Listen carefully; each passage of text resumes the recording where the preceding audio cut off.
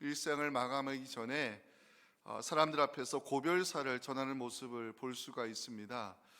대표적인 사람을 소개한다면 여호수아가 생을 마감하기 전 이스라엘 백성에게 남긴 고별사가 이 성경의 기록으로 남아 있는데요. 가나안 정복이라는 위대한 역사를 이룬 여호수아, 그는 어떤 고별사를 남겼을까? 여호수아 24장 14절 15절에 나옵니다. 그러므로 이제는 여호와를 경외하며 온전함과 진실함으로 그를 섬기라. 너의 조상들이 강 저쪽과 애굽에서 섬기던 신들을 치워버리고 여호와만 섬기라. 만일 여호와를 섬기는 것이 너에게 좋지 않게 보이거든 너희 조상들이 강 저쪽에 섬기던 신들이든지 또는 너희가 거주하는 땅에 있는 아모리 족속의 신들이든지 너희가 섬길 자를 오늘 택하라. 오직 나와 내 집은 여호와를 섬기겠노라. 온전히 하나님만 섬길 것을 부탁하며 눈을 감았던 여호수아, 우리가 기억해야 될 고별사가 아닐까 생각이 됩니다. 오늘 우리가 살펴보게 될 본문은 사도 바울이 에베소의 장로들을 만나서 마지막으로 전해 주었던 이 사도 바울의 고별 설교의 내용이 본문에 나와 있습니다. 사도 바울은 오순절까지 예루살렘에 도착해야 되는 일정 때문에 에베소에 들리지 못했습니다. 하지만 3년 동안 최선을 다해서 복음을 전해 주었고 이 믿음의 공동체가 세워진 에베소였기 때문에 아무리 급한 일정이었어도 에베소를 그냥 지나칠 수는 없었습니다. 17절 영상 잠깐 봐주실까요? 사도행전 20장 17절 보시면 사도 바울이 밀레도에서 사람을 보내어 에베소 교회의 장로들을 청하여 만나는 장면을 우리에게 보여주고 있습니다. 그리고 사도 바울의 고별사가 18절부터 시작이 됩니다. 오매 그들에게 말하되 아시아에 들어온 첫날부터 지금까지 내가 항상 여러분 가운데서 어떻게 행하였는지를 여러분도 아는 바니. 여기서 제일 중요한 단어는 행하다는 단어입니다. 내가 첫날부터 지금까지 어떻게 행하였다는 것을 당신들 알고 있다고 사도는 말하는데, 이 행하다는 단어는 헬라어로 기노마이라고 합니다. 기노마이라는 단어는 말하고 행하는 모든 것, 이것을 가리키는 단어인데, 사도 바울은 단지 말씀을 가르치는 선생이 아니라 삶으로 복음을 증거했던 하나님의 신실한 종이었음을 성경이 여기서 증거하고 있습니다. 사도를 에베소에 사역할 때 어떤 마음으로 섬겼을까? 이것을 보여주는 것이 19절입니다. 19절은 같이 한번 읽어봤으면 좋겠습니다. 시작. 그 모든 겸손과 눈물이며 유대인의 관계로 말미암아 당한 시험을 참고 주를 섬긴 것과. 바울은 말씀을 가르치는 사도의 이치에 있었지만 겸손의 마음을 놓지 않았고 성도들을 위하여 날마다 눈물로 기도해 주었던 좋은 목회자였습니다. 사도 바울은 앞으로 있게 될 일에 대해서 에베소의 장로들에게 중요한 이야기를 전해주는데요. 어떤 이야기를 전했을까? 22절부터 24절이 나옵니다. 나는 성령에 매여 예루살렘을 가는데 거기서 무슨 일을 당하는지 알지 못하노라. 오직 성령이 각성해서 내게 증언하여 결박과 환난이 나를 기다린다 하시나 내가 달려갈 길과 주 예수께 받은 사명 곧 하나님의 은혜의 복음을 증언하는 일을 마치려면은 나의 생명을차 조금 더 귀한 것을 여기지 않다고 이 사도 바울이 에베소의 장로들에게 귀한 말을 전해 주었습니다. 사도 바울은 성령에 매여 사는 사람이었기 때문에 알고 있었던 것 같습니다. 예루살렘으로 가는 길에 환난과 핍박이 기다리고 있음을 알고 있었습니다. 하지만 그런 위험이 사도 바울의 발걸음을 뒤로 물러서게 할 수는 없었습니다. 왜냐? 하나님께 받은 사명이 있었기 때문입니다. 이 생명의 복음을 전하는 일에 이 생명을 바친 이 사역자였기 때문에 이 환난과 결박이 기다리고 있는 예루살렘 길, 사도 바울은 두려워하지 않았습니다. 사도 바울은 에베소의 장로들에게 이 고별사를 전하면서 다시는 이제 내 얼굴을 보지 못할 것이라고 25절에서 참 눈물 어린 말 한마디를 남기게 됩니다. 예루살렘으로 가는 길이 순교의 길이 될 수 있음을 전해주면서 마지막으로 에베소의 이 장로들, 직분자들에게 사도 바울이 중요한 부탁 몇 가지를 남기게 됩니다. 우리 28절 말씀, 우리 모두에게 주시는 말씀입니다. 함께 읽겠습니다. 여러분은 자기를 위하여 또는 온 양떼를 위하여 삼가라. 성령이 그들 가운데 여러분을 감독자로 삼고 하나님이 자기 피로 사신 교회를 보살피게 하셨느니라. 하나님 아껴주신 성도들을 잘 보살펴 주시고 주님께서 피로 값주고 사주신 이 교회를 지켜줄 것을 에베소의 감독자들에게 부탁했습니다. 사도 바울이 이런 말 하는 이유가 있습니다. 앞으로 에베소 교회가 영적으로 힘들어질 일을 사도 바울이 알고 있었기 때문입니다. 29절과 30절 보시면, 내가 떠난 후에 사나운 일이 이단이죠. 여러분에게 들어와서 그 양떼를 아끼지 아니하며 또한 여러분 중에서도 제자들을 끌어 자기를 따르게 하려고 어그러진 말, 복음에서 빗나간 말을 하는 사람들이 일어날 줄을 내가 아노라. 이단의 침투와 그로 인한 공동체 분열로 인해서 이 에베소 교회가 흔들릴 수 있지만, 그럴 때일수록 교회와 성도들을 보살피고 지켜낼 책임이 바로 에베소의 직분자들에게 있음을 사도 바울이 강조하면서 마지막 작별 인사를 하고 떠나게 됩니다. 실제로 사도 바울은 더 이상 에베소의 성도들을 만나지 못했고 로마에서 순교의 피를 흘리며 생을 마감했습니다. 오늘은 교구역 사역자 헌신 예배를 하나님께 드리는 날입니다. 직분자란 제목 가지고 말씀을 나눌 때 우리에게 맡겨주신 사명, 충성된 믿음으로 감당해서 구역과 성도들을 섬겨주시는 여러분들 때문에 우리 교회가 든든히 서가는 올 한 해가 될 수 있기를 주님의 이름으로 축원합니다. 우리 첫째 메시지, 우리 교구역 사역자들만 큰 소리 읽어주시면 좋겠습니다. 시작. 직분자는 남의 유익을 위하여 자신의 권리를 포기할 수 있어야 한다는 것입니다. 사도 바울을 부르는 호칭들이 많습니다. 기독교 최초의 선교사, 위대한 복음 전파자, 교회 개척자, 신약 성경의 저자, 부르는 이름들이 많은데 오늘은 이 사역자, 직분자의 입장에서 좀 사도 바울을 좀 바라봤으면 좋겠습니다. 직분자, 이 사역자의 입장에서 우리가 사도 바울에게서 배워야 될 점이 몇 가지가 있는데, 첫째는 겸손입니다. 자, 사도 바울의 고별사에서 제일 먼저 등장하는 단어가 뭔지 아십니까? 19절 보시면 겸손한 단어가 제일 먼저 등장합니다. 사도 바울은 에베소에 들어가 두란노 소원에서 제자 양육에 힘썼고요, 그리고 에베소 교회를 세운 교회 개척자였고, 우상 숭배의 죄악으로 뒤덮인 그 에베소 도시를 거룩한 도시로 일구었던 능력의 사역자입니다.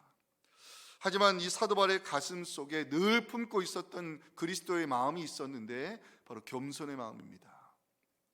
우리가 사역의 현장에서 열심히 하다 보면 좋은 결과 나타날 수 있습니다. 우리가 사역 현장에서 열심히 하다 보면 칭찬의 소리 들려올 수 있습니다. 그때가 조심해야 될 때입니다.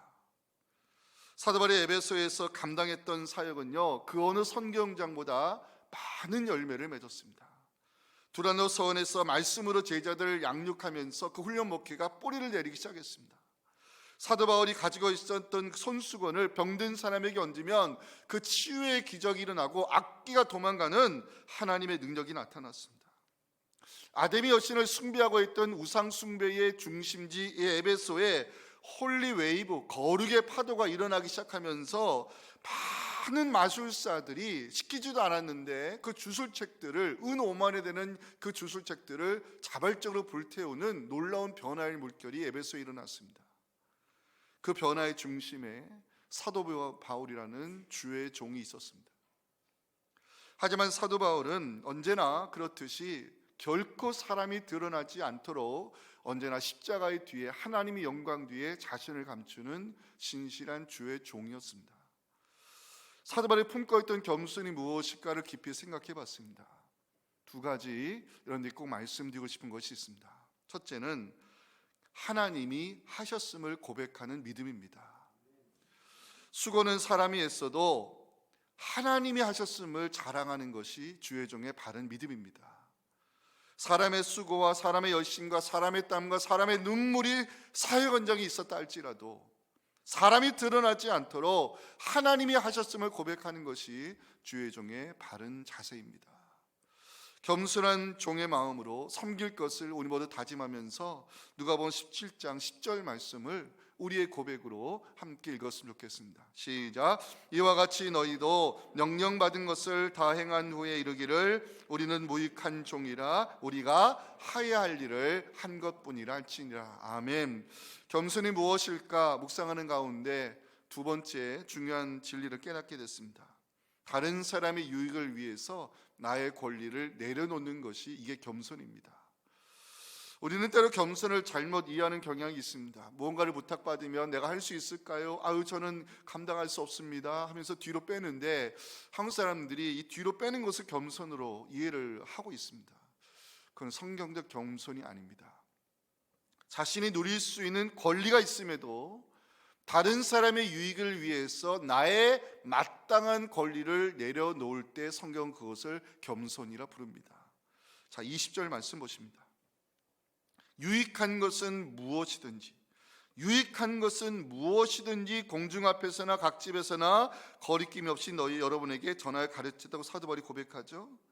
사도 바울은 유익한 것이라면 무엇이든지 나누어 주려고 노력한 하나님의 종이었습니다. 두라노 서원에서 2년 동안 말씀을 가르쳤다면 제자들이 많이 생겨났을 거예요. 에베소에서 3년 동안 목회하며 교회를 개척했다면 성도들이 많아졌을 것입니다. 그 정도 수고했다면 목회자로서 이제 인정받고 사람들의 대접을 받을 수도 있지만, 사도 바울은 그 자신의 한 모든 수고를 십자가의 뒤에 감추고 자신이 누릴 수 있는 모든 권리를 내려놓고 성도들의 유익을 위한 것이라면 무엇이든지 전하여주고 싶었던 하나님의 종이었음을, 이것이 바로 겸손임을 우리에게 가르치고 있는 것입니다. 우상 숭배의 도시 에베소에 들어가 복음을 심는 게 쉬운 일이었을까요? 마술사들이 활동하던 그 지역에 믿음의 교회를 개척한다는 것이 이게 쉬운 일이었을까요? 우리가 성경을 절대 쉽게 읽어서는 안 됩니다. 여러분께 꼭 소개하고 싶은 말씀은 고린도전서 9장 12절 말씀, 함께 읽어볼 필요 있습니다. 시작. 다른 이들도 너희에게 이런 권리를 가졌거든 하물며 우리일까 보냐. 그러나 우리가 이 권리를 쓰지 아니하고 범사에 참는 것은 그리스도의 복음에 아무 장애가 없게 하려 함이로다. 이게 겸손입니다. 복음을 전하기 위해서 나의 권리를 내려놓는 것, 이것이 성경적 겸손입니다. 사랑하는 성도 여러분, 사역자는요, 나의 유익을 먼저 챙기는 사람이 아닙니다. 나를 먼저 살피는 사람이 아닙니다. 사역자는 다른 사람의 유익을 위하여 나의 권리를 내려놓는 사람, 이게 직분자입니다. 복음을 전하기 위해 마땅한 나의 권리를 쓰지 않고 내려놓아 다른 사람을 말씀으로 세워주는 사람, 이게 바로 사역자입니다. 우리가 누리고 있는 이 구원의 기쁨이 어디서 시작이 된지 아십니까? 알고 계시죠? 우리가 누리고 있는 이 구원의 기쁨이 어디서 시작이 됐을까? 빌립보서 2장 5절에서 8절 말씀, 너무 유명한 말씀이죠. 예수님은 하나님과 동등이셨습니다. 하지만 그 동등됨을 취할 것 여기지 아니하시고 포기하셨습니다. 오히려 자기를 비우셨습니다. 사람들의 모양으로 나타나셨습니다. 자기를 낮추시는데 죽기까지 복종하시고 십자가에 결국 죽으셨습니다. 성경은 우리의 구원이 예수님의 내려놓음을 통해서 시작이 됐다라고 증거하고 있습니다. 우리는 예수를 믿는 크리스천들입니다. 우리는 예수님이 가신 길을 믿음으로 따라가는 주의 제자들입니다. 세상 사람들이 자신의 권리를 포기하지 않고 오히려 다른 사람들의 유익까지 빼앗고자 할 때 믿는 우리는 다른 사람의 유익을 위해 나의 권리를 내려놓을 수 있어야 됩니다. 이게 겸손입니다. 그래야 우리의 겸손이 디딤돌이 되어 다른 사람들의 구원이 시작될 수가 있는 것입니다. 겸손의 마음을 품고 성도들의 유익을 위하여 나의 권리를 내려놓는 직분자가 교회를 세워가는 든든한 일꾼이 될 수 있는 것입니다. 이 사역자 직분자인 사도 바울에서 우리가 배워야 될 두 번째는 눈물입니다. 눈물. 19절 보시면 겸손 다음으로 나오는 단어가 눈물이죠. 제가 이 눈물의 단어를 찾아봤어요. 이게 단수가 아니고 복수로 되어 있더라고요. 눈물들이에요. 눈물들. 사도 바울이 에베소에 들어가 복음을 전하고 교회를 개척할 때 정말 많은 눈물을 흘렸다는 사실을 우리에게 알려주고 있어요. 에베소는 마술사들이 활동하던 도시였고요, 거대한 아담의 신전이 이 에베소를 지배하던 도시였어요. 사도 바울이 회당에 들어가 하나님 나라 말씀을 전할 때 유대인들의 저항이 심했어요. 마술사들이 활동하며 점을 치는 것이 생활문화로 되어 있는 에베소, 이 생명이라는 말씀을 전해주어도 받아들이지 않고 저항하는 이 유대인들, 아담의 여신을 숭배하며 죄악된 행위를 이 생활 속에서 실천하고 있는 이 에베소의 거민들, 사도 바울에게 하루하루가 힘든 날이었을 것입니다. 영적인 저항이 심할수록 사도 바울이 할 수 있는 일은 오직 한 가지, 눈물로 기도하는 일밖에 없었을 것입니다. 어떻게 보면 이 에베소에 심겨진 복음의 씨앗에는 사도 바울의 눈물이 담겨 있었던 것입니다. 하나님께서 에베소를 긍휼히 여겨주시고 불쌍히 여겨주시기를 눈물로 기도했을 것입니다. 하나님, 저는 할 수 없습니다. 하지만 제가 주의 성령을 의지하여 이 생명이라는 복음을 전할 때 성령이여 저들의 마음을 두드려 주시고 저들의 마음을 열어주셔서 이 생명의 복음이 심겨지게 하옵소서. 오늘 단 한 명이나 죽게 되는 역사가 일어나게 하옵소서. 이를 위해서 내가 돌을 맞을 수 있다면 내가 맞겠습니다. 이를 위해서 내가 핍박을 맞겠습니다. 하지만 한 영혼을 돌아올 수 있다면 하나님, 내 눈물의 기도를 들으시고 구원의 열매를 맺게 하여 주옵소서. 하루하루의 사역이 눈물의 사역이었을 것입니다. 놀라운 것은 사도 바울의 눈물에 하나님이 응답해 주셨다는 것입니다. 사도행전 19장 11절 소개할까요? 하나님은 때가 되어 바울의 손에서 능력이 나타나게 하셨어요. 사도 바울의 기도가 왜 하나님의 능력으로 나타났을까요? 사도 바울이 몸에 있던 손수건을 병든 자의 영혼이지만 왜 병이 떠나가고 악귀가 도망가는 하나님의 기적이 나타났을까요? 사도 바울의 눈물이 하나님과 연결되었기 때문입니다. 사랑하는 성도 여러분, 우리의 기도가, 우리의 눈물이 하나님의 능력과 연결되기만 하면 성령의 역사가 나타나는 줄 믿으시기 바랍니다. 하나님 나라의 역사는 인간의 열심으로 이루어지는 역사가 아닙니다. 하나님 나라의 역사는 인간의 계획과 인간의 어떤 매뉴얼과 인간의 생각으로 이루어지는 역사가 아닙니다. 그렇게만 되면 다 잘할 수 있죠. 하나님 나라 사역은 성령의 도우심을 구하는 기도로 영혼을 사랑하는 그 눈물로 이루어진 것을 기억하시고 맡겨주신 이 구역과 소중한 우리 성도님들을 무릎으로 섬겨주시는 우리 구역 사역자 되실 수 있기를 간절히 소망합니다. 자, 우리 사도 바울에서 배워야 될 직분자의 마땅한 자세 세 번째는 사명입니다. 사명. 자, 22절 보시면 사도 바울이 이야기하죠. 나는 성령에 매여 예루살렘에 가는데 거기서 내가 무슨 일을 당하는지 알지 못하노라. 23절 띄워주세요. 오직 성령이 각 성에서 내게 증언하여 결박과 환난이 나를 기다린다 말씀해 주셨다고 사도 바울이 고백합니다. 실제로 사도 바울이 예루살렘에 올라갔을 때 선지자 아가보가 앞으로 일어날 일을 구체적으로 예언하는 장면이 나오죠. 사도행전 21장 11절입니다. 우리에게 와서 바울의 띠를 가져다가 자기 수족을 잡아매고 말하기를 성령이 말씀하시되 예루살렘에서 유대인들이 이같이 이 띠 인자를 결박하여 이방인의 손에 넘겨줄 것이다. 사람들이 어떻게 했을까요? 사도 바울을 말렸을 것입니다. 지금은 때가 아닌 것 같습니다. 지금은 그 환난을 피하는 것이 하나님 나라를 위한 것이고 복음을 위한 것이니 이 길을 떠나지 말 것을 말렸을 것입니다. 그런데 그 누구도 사도 바울의 의로운 고집을 꺾지 못했습니다. 24절에서 사도 바울은 고백합니다. 함께 읽어볼까요? 내가 달려갈 길과 주 예수께 받은 사명 곧 하나님의 은혜의 복음을 증언하는 일을 마치려 하면은 나의 생명조차 조금도 귀한 것으로 여기지 아니하노라. 아멘. 왜 사도 바울이 고집을 꺾지 않았을까요? 사명 때문입니다. 사역자, 직분자 가야 할 길이 있습니다. 하나님이 내게 맡겨주신 사명의 길입니다.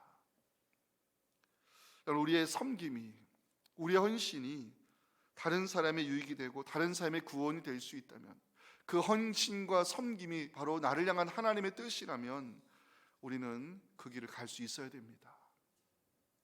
저는 사도 바울을 묵상하면서 7단어를 생각했습니다. 의로운 고집쟁이. 사도 바울은 의로운 고집쟁이였습니다. 사람들이 말이 맞죠. 지금 올라가서 환난을 당해서 결박당하는 것보다 그 결박과 환난을 피해서 다른 지역에 들어가 복음을 전하고 더 많은 교회를 개척하고 더 많은 하늘나라 확장을 위해서 지금은 그 길을 가지 않는 것이 맞죠. 사람들의 말이 맞죠. 하지만 사도 바울은 현실과 타협하는 사람이 아니었던 것입니다. 하나님 맡겨주신 사명의 길을 가기 위해서는요, 때로 타협의 손길을 거절할 수 있어야 되는 것입니다. 의로운 고집쟁이만이 어떻게 보면 사명자의 길을 갈 수 있다 생각이 됩니다. 우리가 교회를 할 때 참 내려놓고 싶을 때가 많습니다. 우리가 교회 사역 참 부담스러워 할 때가 많습니다. 그럼에도 우리는 사명자의 길을 가야 됩니다. 늘 말씀드리지만 언젠가는 하고 싶어도 하지 못할 때가 반드시 옵니다. 그때가 오기까지 하나님 우리에게 기회 주셨을 때 이 사명자의 길을 믿음으로 감당하시기 바랍니다. 제가 이번 주 계속 설교하겠지만 하나님과 관련된 것만 영원히 남습니다. 이걸 믿으시기 바랍니다. 하나님과 관련된 것만 영원히 남습니다. 세상은 반드시 없어집니다. 하지만 내가 하나님께 드린 시간, 내가 하나님께 드린 열정, 내가 하나님께 드린 섬김, 하나님과 관련된 것만 영원히 남고 그것이 하늘의 보물로 쌓여짐을 믿으시면서 하나님 우리에게 감당할 수 있는 힘 주실 때 그 힘과 열심을 가지고 맡겨주신 교회와 성도들을 열심으로 섬겨주시는 우리 여러분들 되실 수 있기를 주님의 이름으로 축원합니다. 마지막 두 번째 메시지 읽고 제가 오늘 설교 마치도록 하겠습니다. 시작. 교회와 성도를 돌보고 지켜야 될 책임이 직분자에게 있다는 사실입니다. 28절 말씀 띄워주세요. 사도 바울이 에베소의 사역자들과 마지막 작별하기 전에 무엇인가를 부탁하는 장면이 나옵니다. 여러분 자기를 위하여 모든 온 양떼를 위하여 삼가라. 성령이 그들 가운데 여러분을 감독자로 삼고 하나님이 자기 피로 사신 교회를 보살피게 하셨느니라. 감독자라는 단어가 나오죠. 이건 좀 기억하셨으면 좋겠어요. 감독자라는 단어는 돌보는 자, 살피는 자 이런 뜻입니다. 사도 바울이 에베소의 감독자들에게 뭘 부탁했을까요? 첫째는 성도들을 잘 돌보아 줄 것을 부탁했습니다. 특별히 28절에 삼가라는 단어가 나오는데 주의하라는 뜻입니다. 하나님 맡기신 성도들을 주의 깊게 보살펴 줄 것을 사도 바울이 부탁하고 있습니다. 특별히 구역 사역자분들 정말 감당해 주셔야 될 사역이 바로 이것입니다. 구역 사역자분들은 무엇보다 사람을 살피는 사역자가 되어야 됩니다. 맡겨주신 성도들을 돌보고 살피는 것이 구역 사역자의 가장 중요한 일임을 잊지 않으셨으면 좋겠습니다. 잃어버린 양이 없도록 맡겨주신 성도들을 주의 깊게 보살피고 돌봐주시기를 바라면서 마태복음 18장 14절 말씀도 같이 한번 읽겠습니다. 시작. 이와 같이 작은 자 중에 하나라도 있는 것은 하늘에 계신 너희 아버지의 뜻이 아니니라. 아멘. 마지막으로 사도 바울은 에베소의 감독자들에게 교회를 지켜줄 것을 부탁을 했습니다. 그러면서 28절 말씀을 마지막 자세히 보세요. 교회 앞에 중요한 표현들이 나오죠. 하나님이 자기 피로 사신 교회를 잘 보살펴 줄 것을 부탁했어요. 그냥 교회가 아니에요. 하나님이 자기 피로 사신 교회라는 표현을 쓰고 있어요. 예수의 피값을 주고 사신 이 소중한 믿음의 공동체가 바로 교회임을 사도 바울이 알려주고 있어요. 사도 바울이 왜 이런 부탁을 한지 아십니까? 29절 30절 말씀 때문이에요. 내가 떠난 후에 사나운 일이 이단의 무리가 와서 그 양떼를 아끼지 아니하며 그리고 교회 성도들을 미혹하며 교회를 혼란스럽게 만든 것을 사도 바울이 알고 있었기 때문입니다. 실제로 그랬습니다. 실제로 에베소에 이단의 무리 들어와서 거짓 복음을 전하면서 성도들의 믿음을 흔들어댔고 교회를 영적으로 분열시켜놨어요. 그런데 다행스럽게 이 에베소 교회가 나중에는 이 이단의 거짓 사도들을, 거짓 선지자들을 다 물리치고 교회를 지켜냈어요. 요한계시록 2장 2절 말씀인데요, 에베소 교회를 지켜냈던 이 성도들의 모습이 요한계시록에 그대로 기록이 되어 있어요. 내가 네 행위와 수고와 내 인내를 알고 또 악한 자들을 용납하지 아니한 것과 자칭 사도라되 아닌 자들을 시험하여 그의 거짓된 것을 드러내어 그 거짓 사도를 쫓아내고 교회를 지켜낸 에베소의 성도들을 주님이 칭찬하는 중요한 말씀입니다. 궁금했어요. 이 에베소의 성도들이 어떻게 이단 거짓 선지자를 물리칠 수 있었을까 궁금했어요. 그 답을 32절에서 제가 찾게 됐습니다. 함께 읽어봅니다. 시작. 지금 내가 여러분을 주와 및 그네의 말씀에 부탁하노니 그 말씀이 여러분을 능히 든든히 세우사 거룩하게 하심을 입은 모든 자 가운데 기업이 있게 하시리라. 그 은혜의 말씀, 그 말씀이 여러분을 능히 든든히 세우사 여기에 에베소 교회를 지켜낸 비결이 있습니다. 특별히 구역에서는 이제 말씀을 중심으로 삶을 나누고 은혜를 나누고 기도 제목을 나누는 소중한 모임을 가질 것입니다. 잘 들으세요. 구역 모임의 가장 중요한 핵심은 말씀을 중심으로 모이는 것입니다. 말씀을 중심으로 함께 은혜 받는 것을 나누고 그 말씀을 비추어 우리의 삶을 나누고 그 말씀에 비추어 기도 제목을 나누는 것은 서로의 믿음을 말씀으로 세워가는 소중한 시간입니다. 구역장님들이 수요일날 오셔서 말씀 공부를 꼭 참석해야 되는 이유는 여러분들의 입이 성도들의 믿음과 영혼을 살리는 입이기 때문에 그렇습니다. 여러분들이 말씀으로 준비되어야 그 말씀을 중심으로 삶을 나누고 기도 제목을 나눌 때 그 말씀이 성도들의 믿음을 능히 든든히 세울 것입니다. 그래서 우리 구역 모임은 무엇보다 말씀이 중심이 되어야 됩니다. 그 말씀이 성도들의 믿음을 세우고 그 말씀이 성도들의 삶을 세우고 그 말씀이 성도들의 가정을 세우는 하나님의 놀라운 역사의 시작점인 것입니다. 사랑하는 우리 구역 사역자 여러분들, 구역 모임을 소중히 생각해 주시기 바랍니다. 구역 모임에는 말씀의 나눔이 있고 삶의 나눔이 있고 기도 제목의 나눔이 있고 눈물의 나눔이 있습니다. 구역은 작은 공동체요, 바로 작은 교회입니다. 그러면서 여러분들은 목자의 심정을 가지고 교회 감독자, 성도들을 잘 보살피는 그 직분자가 되셔서 맡겨주신 이 귀한 구역과 성도들을 눈물의 기도로 잘 지켜주심으로 올 한 해 구역 안에 많은 간증의 역사가 터져나와 하나님이 하셨음을 고백하는 오늘 이 구역 모임이 될 수 있기를 주님의 이름으로 축원합니다. 지금은 우리 구주 예수님의 은혜와 우리의 헌신과 섬김을 통해 귀한 역사를 일으켜 가실 하나님 아버지의 크신 사랑과 성령이 함께 하심이 오늘 헌신 예배를 다짐하며 주신 말씀을 가지고 사역 현장으로 돌아가 무엇보다 눈물의 기도자가 되고 섬김의 사역자가 되어서 구역원들을 믿음 말씀으로 살리며 구역 이 모임을 통하여 더욱더 하나님께 감사와 영광 올려드리기 원하는 우리 사랑하는 구역 사역자들의 귀한 헌신 위에 그리고 앞으로 진행될 모든 구역 모임과 우리의 섬기는 교회 공동체 위에 지금부터 영원토록 함께 하시기를 간절히 축원하옵나이다. 아멘.